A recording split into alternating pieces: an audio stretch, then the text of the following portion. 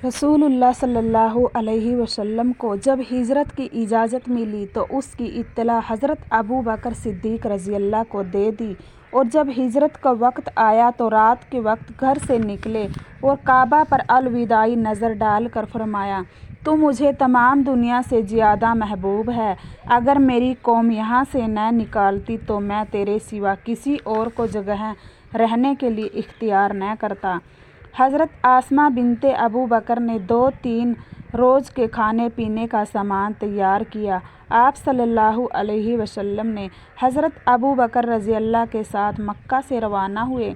एक तरफ महबूब वतन छोड़ने का गम था और दूसरी तरफ नोकीले पत्थरों के दुश्वार गुजार रास्ते और हर तरफ से दुश्मनों का खौफ था, मगर इस्लाम की खातिर इमामुल अंबिया तमाम मुसीबतों को झेलते हुए आगे बढ़ रहे थे।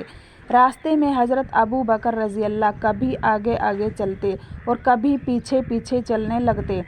हुजूर सल्लल्लाहु अलैहि वसल्लम ने इसकी वजह पूछी तो फरमाया, या रसूलल्लाह, जब मुझे पीछे से किसी के आने का ख्याल होता तो मैं आप सल्लल्लाहु अलैहि वसल्लम के पीछे चलने लगता हूँ, और जब आगे किसी की घात में रहने का खतरा होता तो आगे चलने लगता हो।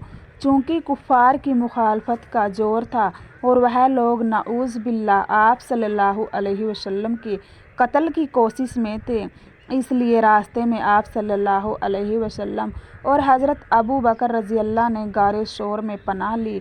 उस गार में पहले हज़रत अबू बकर सिद्दीक़ रज़ियल्लाहु दाखिल हुए और उसको साफ़ किया, फिर हुजूर सल्लल्लाहु अलैहि वसल्लम उसमें दाखिल हुए और 3 रोज़ तक उसी गार में रहे। अस्सलामु अलैकुम वरहमतुल्लाहि वबरकातुहू।